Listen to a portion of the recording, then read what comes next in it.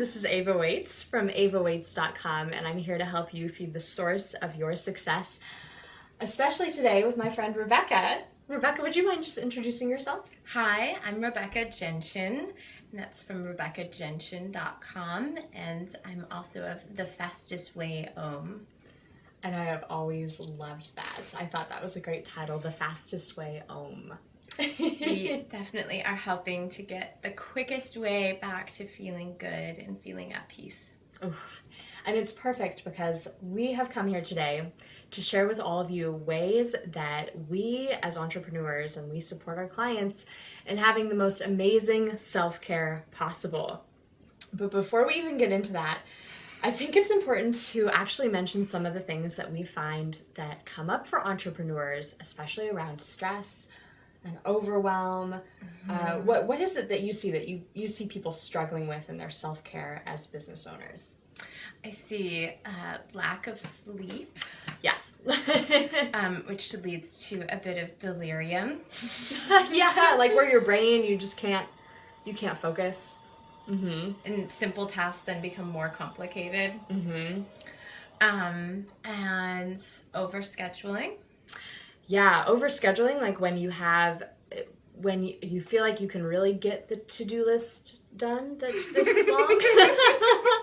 But it's really, you're just kind of setting yourself up for failure when you actually have that many things that you feel like you have to and must do in a day. So yeah, I see that come up too.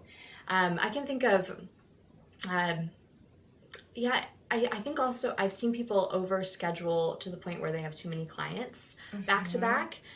This even happened to me once. I think I was working with maybe 7 or 8 clients a day privately. Wow. And that was it was a lot of energy to expend, and I really had to take good care of myself in between. But after that, I realized that I could only really do like 3 to 4 appointments back to back. So you might be experiencing some of this, all of this. You might be experiencing stress, overwhelm, sleeplessness. You might even be just getting to the point where you're so stressed or overwhelmed or feel crunched on time that you can't even enjoy a good meal anymore. And really, to be an entrepreneur, especially because you and I are both in service-based businesses, and you watching, you might be as well, is that's like a piece of us that we are giving to our clients. And we have to be really, really strong for them, and we have to just hold that space for them, and we have to make sure that we are taken care of first. So you first. So that's what we wanted to talk about today. And I'm wondering, Rebeka, would you mind sharing just a few things that either you do or you support your clients in doing to really look after themselves first?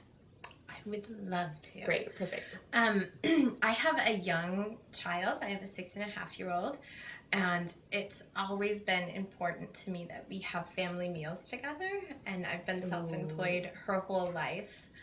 And as you were saying, sometimes it gets to the point where, you're like shoving a bowl of cereal while you're on the phone and hold on.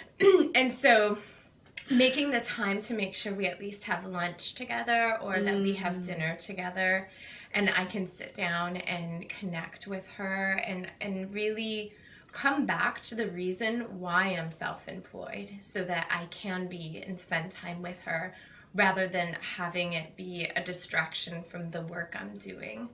And I'm fortunate that she's left-handed and I'm right-handed, so often we can hold hands while we're having lunch together. Oh, that's so sweet. and really be able to connect in that space together. So that's something that's been really vital to keeping in our life and to keep the remembrance of. And I love it too because having that person there, it's like an accountability form where she's having lunch with you at a certain time and then you have to because you planned it. And I am thinking of like date nights with my sweetheart, and it holds me accountable to ending the day on time because we have dinner planned, and it would be disrespectful for me to then take work and say, oh, honey, I know you're making me that great dinner, but let me finish this.